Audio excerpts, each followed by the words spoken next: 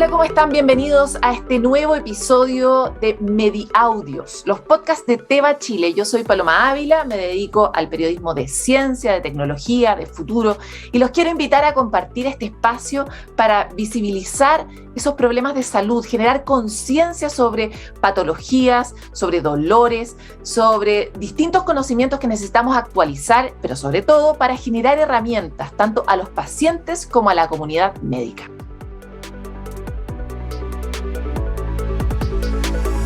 En este episodio vamos a hablar sobre el dolor y la bioética. ¿Qué es exactamente? Hemos ya hablado en un encuentro anterior sobre el dolor, lo conocemos, lo sabemos de qué se trata el dolor, los humanos lo sentimos, pero ¿qué es la bioética? Es una de las primeras preguntas, porque existe consenso acerca de cuál debiera ser un manejo adecuado del dolor y cómo, si esto es o no una obligación médica. Sin embargo, hay evidencia de que los pacientes a menudo sufren dolores innecesarios e incontrolados, en parte por lo que hemos tratado en capítulos anteriores, que dice relación con que el dolor es algo tan subjetivo, ¿no? Y los humanos nos damos el derecho de opinar, por ejemplo, sobre si el dolor del otro es o no real, entre comillas, ¿verdad? Bueno, para tratar sobre este tema, que es muy delicado, nos acompaña la doctora Marisol Ahumada, anestesióloga y especialista en cuidados paliativos. Ella actualmente trabaja en la unidad Alivio del Dolor por Cáncer y Cuidados Paliativos en el Hospital San Juan de Dios. Bienvenida, Marisol. Hola, Paloma, muchas gracias por la invitación y para poder conversar, ¿no es cierto?, sobre este tema que es tan interesante y está vigente, especialmente en estos momentos. Estamos con muchas leyes nuevas. De todas maneras, quisiera partir justamente por lo que mencionaba al inicio de esta entrevista. Me encantaría aclarar de forma muy higiénica y rápida qué es la bioética. Ya, bueno, todos sabemos que en medicina, ¿no es cierto?, existen distintas ciencias y bioética es una ciencia más, ¿no es cierto?, que intenta integrar no solamente de la parte médica, sino que todo el resto de profesionales que están de una u otra manera relacionados con los temas, ¿no es cierto?, en dar como una promoción y una defensa en lo que es hay distintas definiciones, pero puede ser una defensa en lo que es, ¿no es cierto?, la vida desde sus inicios hasta su parte terminal, ¿no es cierto?, que es donde hablamos nosotros situaciones de fin de vida. Y en todo el acceso, en todo el tiempo, ¿no es cierto?, se deben estar tomando distintas decisiones por equipos de salud de dar el mejor tratamiento a los pacientes, ¿no es cierto?, adecuado a sus posibilidades, a sus riesgos también que tienen según sus patologías. Hoy en día la población cada vez está más envejecida, tiene más pluripatologías, por lo tanto hay que ver también los mejores tratamientos y dentro de eso aferrarse, ¿no es cierto?, a todos los que son los valores que llamamos éticos y de la bioética, ¿no es cierto?, donde hay 4 fundamentales que tienen que ver con la beneficencia, con la no maleficencia o no dañar, que es lo primero, la parte de la autonomía del paciente y justicia, ¿no es cierto?, para dar tratamientos equitativos a toda la población, no dejar a nadie fuera. Sí, y un poco en este sentido, yo siento que a través de los años hemos ido, ¿no es cierto?, en toda la parte del Ministerio de Salud trabajando, y ustedes saben que ya existe el tema del auge o el GES, son garantías explícitas en salud, donde hay varios problemas que ya tienen cubierto manejo del dolor. Uno de los primeros que entró en vigencia, la primera ley en el 2005, fue justamente esto de la unidad donde yo trabajo, Alivio del Dolor por Cáncer y Cuidados Paliativos. ¿Y por qué es como también tan importante? Porque el hecho de que este es un programa que nació en el año 95, adosado a 5 o 6 hospitales a lo largo de Chile que presionaron. Es un programa que yo creo que ha sido muy bien visto por los colegas y por la gente en general, porque nació como de la base. A ver, esperemos un poco. Sí. Paremos un segundo para ir por puntos, porque mucha información. Hay hartas cosas que dijiste que son súper interesantes. La primera de ellas tiene que ver con que entonces el mundo de la bioética es ese mundo en el que se toman decisiones éticas, que es algo tan concreto por un lado, que en teoría algo que nosotros tenemos adentro que nos señala lo que está bien y lo que está mal, respecto en este caso de las situaciones biológicas de los pacientes en sus distintas etapas de la enfermedad, ¿verdad? Sin embargo, quiero volver sobre este punto porque, como decía al inicio de este podcast, nosotros ya tuvimos la oportunidad de hablar sobre dolor. Y uno de los grandes problemas, en el caso, por ejemplo, del dolor crónico, es que es muy difícil validar el hecho de que uno tiene dolor. Tú trabajas en un área del dolor por cáncer donde uno dice, bueno, si tiene cáncer, obvio que le duele, ¿verdad? Pero no siempre es tan fácil legitimar el dolor. Entonces quisiera avanzar hacia ese lugar. ¿Cómo ustedes discuten mira la pregunta, ¿cuándo es legítimo sentir dolor y cuándo no?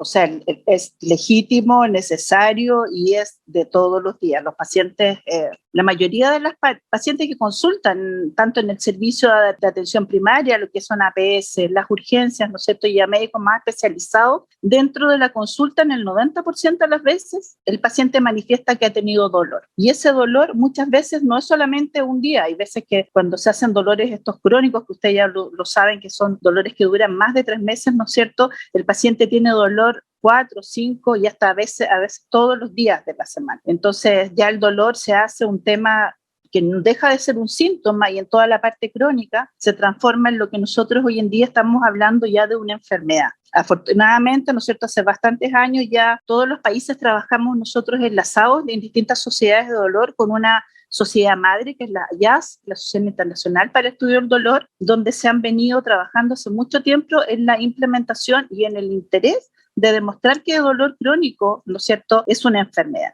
Y afortunadamente, a partir, ya hubo una asamblea, ¿no es cierto?, de la Organización Mundial de la Salud hace unos años atrás, que definió y reconoció el dolor, ¿no es cierto?, como un tema importante. Y es más, esto es tan así que a partir del próximo año, dolor ya se incluye como enfermedad dentro de un registro que se llama CIE, ¿no es cierto? Hoy día nosotros funcionamos a nivel mundial con lo que se llama CIE-10, ¿no es cierto?, que es la clasificación internacional de enfermedades, y a partir de enero del 2022 se implementa el CIE-11, donde dolor va a ser ya considerado enfermedad. De hecho, hay códigos para cada uno de los dolores, dolor por parto, dolor por cáncer, ¿no es cierto?, algias dentales, va a tener todo un código, por lo tanto, ya pasa a ser visible en la sociedad. La verdad es que es tan subjetivo que cómo lo pones en la mesa de las discusiones. Y desde ese punto de vista, puede ser incómoda la pregunta, pero creo que es muy real, ¿verdad? Porque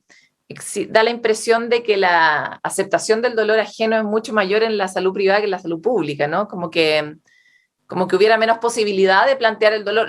Lo cuento porque me ha tocado en distintos programas hacer entrevistas en particular sobre el tratamiento del dolor, por ejemplo, embarazadas. Y muchas veces en el sistema público se es mucho menos cuidadoso del paciente respecto de cómo se siente con cosas, ¿no? Mira, yo creo que ahí es diferente también. Yo no diría que hay un sistema mejor o peor que otro. O sea, si nos vamos, yo desde mi aspecto, que es donde más he trabajado, ¿no es cierto?, que es este dolor por cáncer, lejos en el sistema público el tratamiento. Ah, claro. Tenemos canastas más completas, tenemos equipos integrados, tenemos visitas domiciliarias en hospitalización, en la consulta. Lo que no se ha visto, yo lamentablemente también uno ve en el día a día de repente incluso colegas nuestros que pertenecen a salud privada y que han tenido una atención que no es la que habrían tenido en el servicio público, y la verdad es que cuesta encontrar los medicamentos, la verdad es que no, todavía sigue existiendo inequidad en el tratamiento del dolor.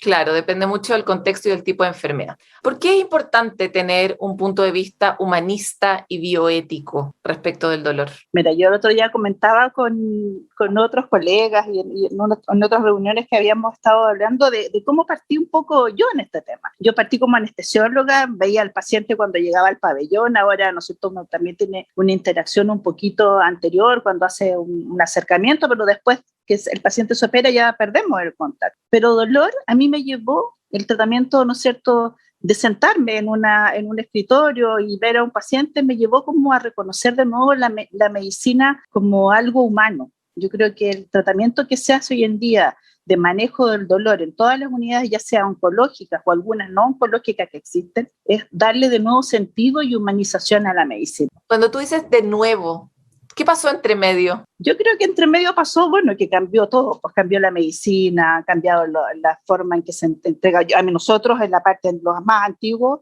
a ninguno se nos enseñó y se nos formó en dolor. Cada uno fuimos autodidactas, ¿no es cierto?, buscando aquí, estudiando en las unidades de acá, buscando información afuera. Yo viajé a España, afortunadamente, a hacer una pasantía donde pude ver cómo era el manejo. Y es bueno y malo. Yo siempre decía también, nosotros acá en Chile tenemos algo muy distinto, que en general las familias todavía se hacen cargo de sus pacientes, lo que no ves a veces en otras partes del mundo, donde la terapia puede ser enorme. Nosotros si vemos solamente, por ejemplo, un detalle muy básico que es el consumo de opioides por día en nuestro país es un promedio aproximado de 80 miligramos, ¿no es cierto?, por cabeza, y si tú te vas a España es 300. Si tú dices, ¿cómo pasa esto? Si son los mismos dolores, ¿no es cierto?, son las mismas patologías, pero tiene que ver mucho esto con la subjetividad, que el dolor es algo subjetivo, y también tiene que ver con la integración que uno hace. Nosotros hacemos tratamientos muy integrados. Tenemos ese concepto de trabajo en equipo, de que además los medicamentos tienes que usarlos combinados, no usar un solo fármaco que va subiendo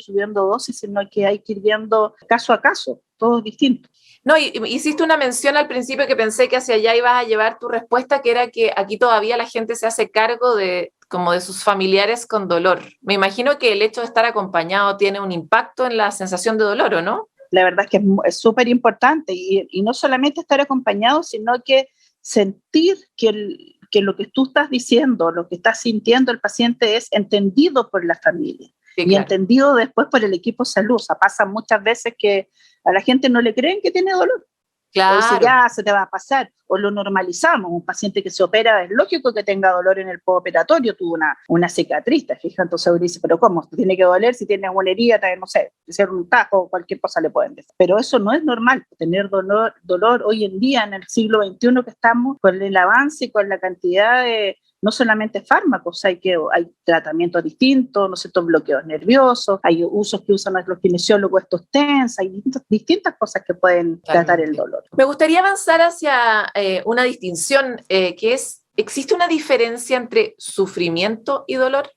Sí, porque el sufrimiento es más amplio. Nosotros en general hacemos un símil entre sufrimiento y algo que se llama dolor total, que incluye por una parte la esfera del dolor físico, pero también la parte del dolor social, la parte del dolor espiritual y psicológico. O sea, es un conjunto en que si tú no solamente puedes tratar a un paciente con un antiinflamatorio o con morfina, sino que tienes que hacer un encuadre psicológico, hay que ver, ¿no es cierto?, el rol que tienen, ¿no es cierto?, muchas madres y padres que a veces quedan solos en los tratamientos. También en esto algunas familias, yo te digo, muchos acogen, pero también hay algunas personas que rechazan a la persona que está enferma. Antes se usaba mucho que ese paciente quedaba, ¿no es cierto?, en la última pieza de la casa y ojalá no cura para que no... Claro, en cierta forma uno decía para que esté más tranquilo, pero es también para yo olvidarme a lo mejor de que... Es muy difícil coexistir con eso, ¿no? Claro, porque también a veces la familia no sabe qué hacer, no sabe cómo reaccionar, cómo ayudar. Entonces el sufrimiento es como más grande, el dolor más trae grande. Sufrimiento. Claro, el más dolor grande provoca que el dolor puramente psicológico, emocional, social, ¿no? Una cosa más. Uno se imagina, claro, porque el dolor lo asimilamos como el dolor físico, pero es algo más grande que solamente el dolor físico. Me parece importante ponerle esas palabras, esas distinciones que yo misma no las tengo, pero claro, si no nombramos la cosa, es difícil comprenderla, ¿no? Diría Maturana. Por eso que yo creo que es tan importante esto de la nueva clasificación de enfermedades, esto del CIE-11, porque ya ahí lo estás viendo, ahí tienes, no sé, vienen un montón yo no me lo sé en este minuto de memoria todos los códigos, pero no sé, código para el dolor de la vesícula. Entonces al final vas viendo tú que en el fondo todas las patologías requieren tratamiento, en algunos tratar rápidamente la causa, pero si no la podemos tratar hay que usar distintas estrategias para disminuir el dolor. Quisiera avanzar hacia el punto de los derechos. ¿Cuáles son los derechos de una persona, de un paciente que tiene dolor? Bueno, todos los derechos. Tiene primero que tener un médico. O sea, aquí tenemos, yo creo que lo que más ha fallado en todo este tema es el tema de la educación médica, ¿no es cierto? Porque en el fondo, durante la carrera de medicina te enseñan si bien es cierto manejo de fármacos, pero no hay como una cosa más global. Una cosa en que digas vamos a trabajar, el médico que va a salir con un perfil ya egresado va a tener que tratar el dolor. Los médicos hoy día se van de generales de zona y muchas veces son médicos únicos en, no sé, pues en una isla. Y en el fondo ese médico solo tiene que tratar toda la salud de esa población y tiene que tratar de que el paciente se enferme lo menos posible. Entonces, ahí falla la parte de la educación. Yo creo que eso es un gran déficit, estamos muy al debe. Las sociedades médicas en el último tiempo han estado trabajando directamente, ¿no es cierto?, con las facultades para tratar de incorporar en los currículum de medicina y de todas las áreas de la salud, ¿no es cierto?, el concepto de tanto de dolor crónico el tratamiento del dolor agudo, que es el que parte una vez bien tratado el dolor agudo, tú impides que ese dolor, ¿no es cierto?, se cronifique en el tiempo. Y también enseñar lo que son los cuidados paliativos, ¿no? Y no solamente el cuidado paliativo oncológico, sino que hoy en día el no oncológico, que está pronto ya a partir en marzo con una ley que ya está aprobada. Entonces, como lo que decimos nosotros, vamos a tratar y como para complementar a lo mejor esta idea de la formación. Nosotros decíamos, hoy en día atendemos en promedio 30.000 pacientes con cáncer que estén en dolor, ¿no es cierto? Pero los pacientes no oncológicos, uno habla en general que es 2 pacientes por 1 de cáncer, por lo tanto vamos a tener 60.000 pacientes más que van a requerir tratamiento. Y las leyes no dan para sumar de un minuto a otro atender a 60.000 pacientes, porque tampoco tenemos unidades para esos pacientes,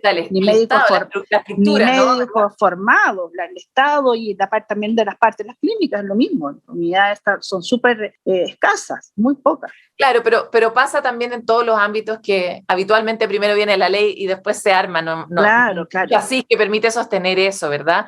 Desde ese punto de vista y recogiendo un poco lo que decías, si tú pudieras poner a Chile en un abanico que va, o sea, de 0 a 7, que es nuestra escala, nosotros... ¿Cómo está nuestro sistema en este sentido, en el reconocimiento del dolor, etcétera? ¿Cómo estamos en relación al mundo? Mira, yo creo que nosotros estamos en reconocimiento 100. Yo diría que estamos entre un 4 y un 5 en nota, porque todavía falta trabajar y falta formar. Si hoy día vamos a tener una gran cantidad de pacientes que atender, hay que tener médicos formados. Entonces ahí es súper importante, ¿no es cierto?, que los mismos que estamos trabajando hoy en día en diferentes niveles, ¿no es cierto?, tengamos la tuición, de a lo mejor de atención primaria, que es la puerta de entrada del 80% de los chilenos, ¿no es cierto?, para una atención de salud, y donde va a tener que haber una buena interacción, y eso estamos trabajando. Se está trabajando con el Ministerio en sacar orientaciones técnicas, ¿no es cierto?, de poder hacer más fácil y acompañar, ¿no es cierto?, a ese médico que va a recibir a un paciente que a lo mejor al principio le va a dar mucho susto tratarlo, porque la gente no maneja bien algunos fármacos, que son más complejos. Los opioides son muy buenos para tratar dolor, pero también tienen algunas contraindicaciones o hay que tener algunos cuidados en el uso inicial, sobre todo. Totalmente. Ahora, es muy cercano en particular el dolor en relación a enfermedades terminales como el cáncer. No sé, me pasa que creo que todas las personas que conozco tienen a alguien que ha tenido cáncer cerca. Sí. Es una enfermedad muy, muy expandida en la población, que genera mucho dolor. ¿Es inevitable sentir dolor con ese tipo de enfermedades terminales? Mira, no todos los pacientes que tienen cáncer y que tienen enfermedad avanzada tienen dolor. De hecho, hay algún grupo, un 10% más o menos de los pacientes que ingresan hoy en día a unidades de paliativos que ingresan por otros síntomas, disnea, ¿no es cierto?, a veces la baja de peso. Hoy en día ya está institucionalizado como se trata el dolor en todas las etapas, y el paciente puede estar en el tratamiento, por ejemplo, de la radioterapia y tiene dolor, puede ingresar a la unidad para tratar ese dolor, y después que el dolor pasa, lo damos de alta. Hay distintos grados hoy en día de interacción con los pacientes, pero el dolor no siempre va a estar presente, y eso también es importante decirle a los pacientes, porque hay veces que uno se asusta y dice, no sé, el paciente tiene un cáncer de vía biliar, que sabemos que tienen sobrevías más cortas, ¿no es cierto? Y dice, se imaginan que van a tener mucho dolor, y a veces no es así. Mi pregunta va más bien, en el caso que hay, en el fondo, ¿tengo que aceptar que me va a doler? Si yo soy de ese otro 90% y voy a tener dolor, ¿simplemente tengo que aceptar que me va a doler, o puedo no, por supuesto que no, con mis derechos para que se me trate de aquella forma en que me duela menos, o tal vez puedo acceder a algo que no me duela? ¿No? Te lo planteo un poco. Bueno, o sea, de hecho, claro, tienen acceso, por eso te digo, el tema de dolor por cáncer, que es el que está hoy día regulado por esta ley, ¿no es cierto?, del auge, te dice que el paciente tiene derecho a ingresar a una unidad de cuidados paliativos, y de alivio del dolor y cuidados paliativos, y tiene derecho además a que su atención sea antes de 5 días, o sea, nos ponen un plazo bastante breve, porque obviamente alguien que está con un dolor severo, ¿no es cierto?, nosotros usamos una nota que va de 0 a 10, donde 0 es nada de dolor y 10 es insoportable. Si un paciente tiene sobre 6, O sea, ese paciente no puede estar tranquilo ni esperar un mes de atención. Entonces tenemos la presión de atenderlos porque es lo lógico. Y ahí también es otra cosa, la unidad del dolor, la mayoría da las horas ellos mismos, no pasan por estos sistemas de SOME o de agendamiento, porque si el paciente está severo, se ve ese día o a lo más al día siguiente. Hoy en día los pacientes no tienen que sentir dolor y nosotros siempre también es difícil para el otro lado, porque tampoco podemos generar falsas expectativas y decirles, les vamos a quitar todo el dolor. Lo que uno hace acuerdos, ¿no es cierto?, es decir, vamos a disminuir el dolor, para la idea es llevarlo ojalá a un dolor manejable, leve, nosotros ponemos entre 3 y 4 al máximo, y ese es nuestro primer objetivo de tratamiento. Si en el camino, ¿no es cierto?, logramos que el paciente se le quite completamente el dolor, es mucho mejor, pero sí damos la oportunidad de que él con un dolor leve se va a poder manejar, va a poder levantarse, va a poder hacer su vida lo más normal dentro de lo posible, que es lo que pretendemos, que haga su vida lo más normal hasta el último momento que viva. ¿Cuáles son para ti los desafíos que va a haber respecto de estas nuevas orientaciones, no solo para el mundo de los médicos, sino también para el mundo de los pacientes?